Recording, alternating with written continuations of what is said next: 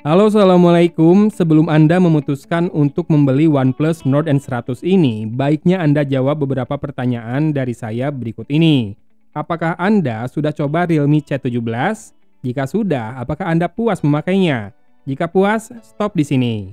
Selain looks yang nampak lebih menggoda dan speakernya yang stereo, OnePlus Nord N100 ini rasanya sama saja dengan Realme C17, termasuk karakter kamera depannya yang sering overbright dan butuh perbaikan. Malah, Realme C17 punya satu kamera lebih banyak, yaitu untuk lensa ultrawide. Jika belum puas dengan Realme C17, mau coba Oppo. Banyak penonton yang berkomentar di video unboxingnya bahwa OnePlus Nord N100 ini mirip dengan Oppo A53.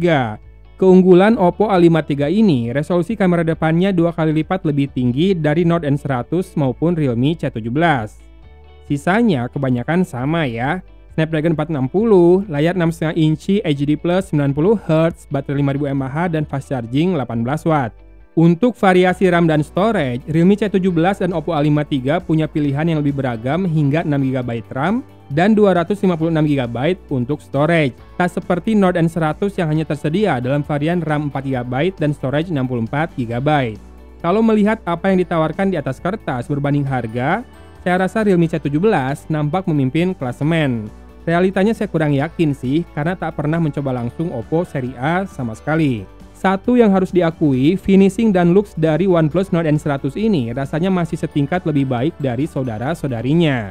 Terlihat lebih berkelas dan mahal, jelas sekali terlihat. Tapi kan OnePlus Nord N10 pakai Oxygen OS.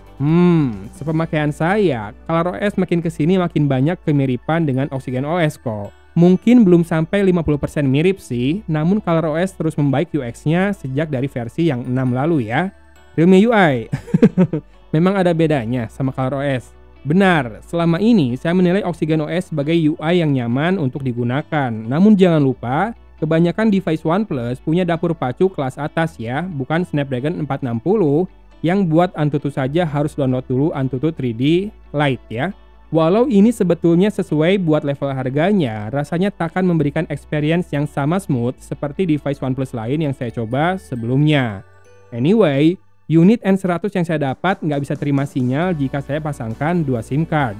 Aneh ya, karena saat hanya terpasang 1 SIM card saja, entah itu di slot SIM pertama ataupun kedua, lancar jaya dan aman sentosa. Sudah saya uji menggunakan 3 operator, Telkomsel, XL, dan juga Tri. Mungkin kasusnya karena jalur pengiriman yang dipakai Banggood buat reviewer memang berbeda. Saat saya cek trackingnya di web Bea Cukai, masih ada tunggakan bea masuk yang belum dibayar. Dan entah kenapa saat saya terima paketnya dari kurir, tidak ada tagihan apa-apa yang dibebankan. Jika kita beli sendiri, saya yakin sih prosesnya akan lebih sesuai ya, di mana barang kiriman akan ditahan oleh Bea Cukai atau perusahaan logistik, hingga kewajiban pembayaran bea masuk dilunasi. Disitulah proses registrasi IMEI untuk HP impor dilakukan, agar smartphone yang dikirim terdaftar dan bisa dapat sinyal operator seluler di sini. Dan biasanya ongkos kirim Banggood yang tidak murah itu sudah include bea masuk, soalnya itu tadi tidak murah. Dan juga besaran ongkirnya seperti ada faktor persentase dari harga produknya. Tapi mungkin Anda yang sudah berpengalaman belanja di Banggood belakangan ini, boleh share ya, betul nggak sih seperti itu? Mengingat saya sudah lama tak belanja dari luar negeri lagi. Balik ke produknya, seperti yang sudah saya bilang di video OnePlus Nord CE 5G, saya saat ini bubar jalan dulu ya sama OnePlus, dan buat harga 1,8 jutaan belum sama ongkir, masih banyak produk smartphone resmi lokal yang worth the money dan juga lebih aman untuk digunakan. Mau contoh, beberapa yang sudah saya pegang sendiri ada Infinix Hot 10s, Poco M3, Realme Narzo 30A, dan tadinya saya mau bilang nambah lagi sedikit bisa dapat Samsung Galaxy M21. Tapi ternyata harganya lagi melambung tuh. Anyway, kalau kamu cek juga di Banggood, harga OnePlus Nord N100 ini sudah naik kembali dari $129 ke $169 dan stoknya sepertinya sedang habis tuh. Atau kalau kamu berminat dengan unit bekas review saya dengan kondisi hitung saja single SIM ya, silakan cek link ke lapak gadget bekas saya di deskripsi video ini. Video kali ini akan kita tutup dengan deretan foto dan video yang sempat saya ambil menggunakan OnePlus Nord N100 ini. Dan sekali lagi, pilih-pilihan, adios OnePlus. Wassalamualaikum warahmatullahi wabarakatuh. Ya, ini dia contoh perekaman dengan kamera depan dari OnePlus Nord N100. Ini kalau ngerekam kamera depan, ada titik hijau di dekat kameranya. Mirip kayak di iPhone ya.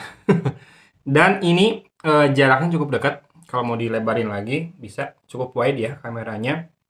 Dan buat di Cahaya Studio gini lumayan. Tapi kalau lagi outdoor terus ngadep ke backlight, kerasa banget kalau warna kulit tuh jadi pucat ya, jadi overbright kayak gitu. Dan silakan disimak audionya segini bagus atau enggak ya buat kamera depannya. Dan ya, rekomendasi saya sih ambil smartphone yang dijual resmi di Indonesia saja ya. Buat level harga segini, kecuali kamu memang fans dari OnePlus atau pengen koleksi atau pengen ngerasain gimana rasanya Oxygen OS di level harga yang lebih terjangkau. Oke? Rekaman video dengan kamera belakang OnePlus Nord N100. Mulut ayam?